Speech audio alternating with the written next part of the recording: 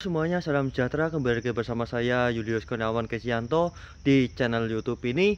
Teman-teman, sudah lama sekali saya tidak berjumpa dengan kalian semua para penonton setia channel YouTube ini. Bagaimanakah kabar teman-teman? Dan saya yakin semuanya dalam kondisi sehat walafiat dan selalu diberkati oleh Tuhan kita. Jadi teman-teman, pada kesempatan yang indah ini saya berada di puncak Gunung Watu Celeng yang berada di Kecamatan Mantub, Kabupaten Lamongan, Provinsi Jawa Timur, dan tentunya masih masuk di dalam wilayah Negara Kesatuan Republik Indonesia sebagai negara tercinta kita, teman-teman. Dan saat ini saya menemukan sebuah tugu peninggalan masa kolonial Belanda yang masih tersisa di puncak Gunung Watu Celeng ini. Tugu apakah itu? Saya akan membalik kamera ini dari kamera depan menuju ke kamera belakang agar kalian semua dapat mengerti tugu apakah yang saya maksudkan ini. Oke teman-teman, pembalikan kamera dimulai dari sekarang.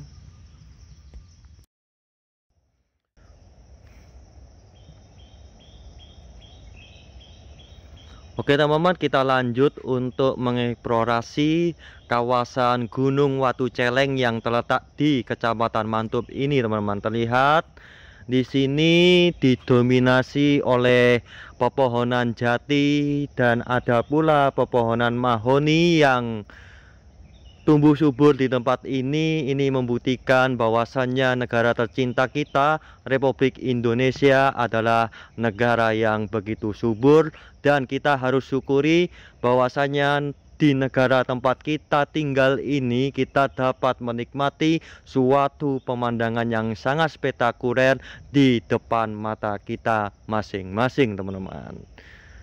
Inilah pembelian dari Tuhan yang harus kita syukuri, dan kita semua harus tetap terus cinta negara Republik Indonesia ini sebagai wujud rasa syukur kita kepada Tuhan Allah Sang Pencipta kita, teman-teman. Di bawah ini ada jurang yang begitu dalam. Jikalau saya salah melangkah, teman-teman, saya akan terperosok ke dalam jurang ini, dan tentunya tidak ada yang menolong saya karena saya sendirian di sini, teman-teman. Saya jauh-jauh dari kota tercinta saya, kota Babat, menuju ke tempat ini untuk mempersembahkan konten yang sangat begitu luar biasa bagi kalian semua para penonton setia channel YouTube ini, teman-teman. Dalam banget, teman-teman, jurangnya yang ada di sini. Ini saya harus berhati-hati, teman-teman, perlu diketahui, karena kalaupun saya salah fokus ataupun tidak berkonsentrasi dalam mengeksplorasi gunung, itu ditakutkan nanti kaki saya digigit oleh binatang buas, yaitu ular berbisa, teman-teman, dan dapat mengancam kesehatan saya, mengancam jiwa saya, dan mengancam nyawa saya juga, teman-teman. Waduh, lengkap sekali pembahasannya. Buku yang ada di depan kalian ini itu memiliki nomor register P717 dengan ketinggian 157 meter di atas permukaan laut. Jadi ada beberapa macam tugu triangulasi. Yang paling tertinggi adalah tugu triangulasi tipe primer. Yang kedua adalah sekunder. Yang ketiga adalah tersier. Yang keempat itu adalah kuarter. Dan banyak tipe-tipe tugu triangulasi. Titik triangulasi ada Tusen Point, ada triangulasi kadester, dan latar belakang dari pembuatan tugu ini, jikalau kalian semua melihat tugu ini di atas puncak gunung, di daerah-daerah yang kalian kunjungi, kalian melihat tugu ini, itu latar belakang pembangunan dari tugu ini dahulu itu untuk mencari titik koordinat, dan selanjutnya untuk menentukan ketinggian suatu tempat.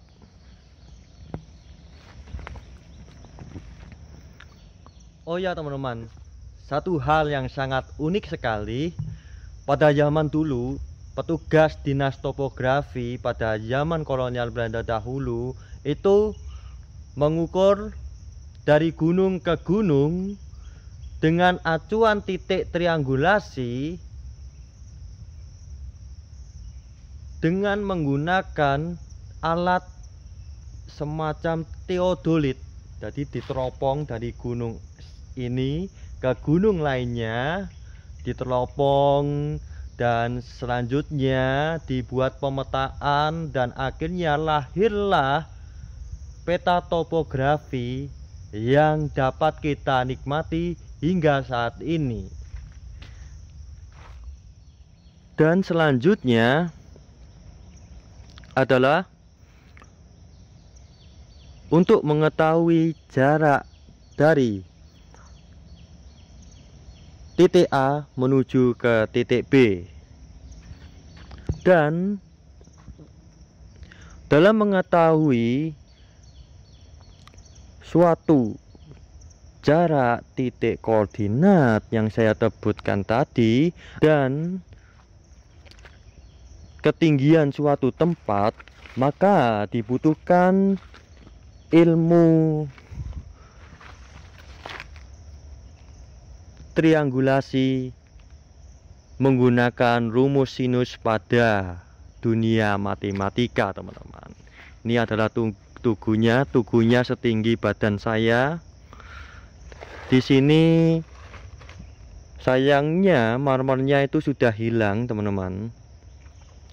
Kalaupun marmernya sudah ada, nah, itu di sini akan tertulis P717. Namun sayangnya marmer sudah hilang, mungkin dirusak oleh oknum-oknum yang kurang bertanggung jawab. Padahal tugu ini adalah salah satu cagar budaya yang harus kita lestarikan.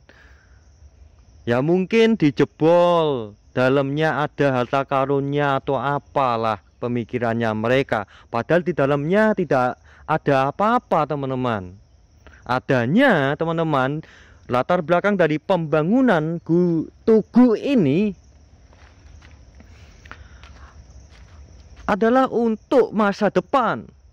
Karena dulu belum ada peta topografi, sistem navigasi belum semaju sekarang, maka pemerintah kolonial Belanda pada tahun 1870-an membangun ini dan giat melakukan ekspedisi ke pedalaman-pedalaman untuk mencari titik triangulasi, dan kemudian diolah datanya dan jadilah peta topografi yang kita dapat nikmati saat ini, teman-teman.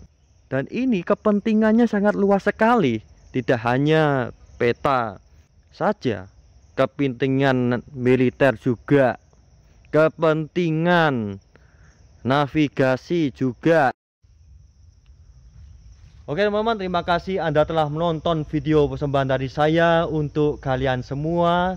Teman-teman, sebelum saya menutup video persembahan dari saya untuk kalian semua, saya tentunya mohon maaf bila penjelasan dari saya ini kurang bagaimana begitu, karena keterbatasan ilmu pengetahuan yang saya miliki, dan saya akan terus berjuang untuk mengupgrade wawasan yang saya miliki ini agar semakin hari semakin berkembang untuk mempersembahkan suatu konten yang sangat luar biasa di hadapan kalian semua para penonton setia channel YouTube ini. Oke teman-teman, terakhir dari saya untuk kalian semua, saya Julius Kurniawan Kristianto dari Gunung Watu Celeng, Kecamatan Mantop, Kabupaten Lamongan, melaporkan untuk kalian semua para penonton setia channel YouTube ini. Sekian, Tuhan Yesus memberkati.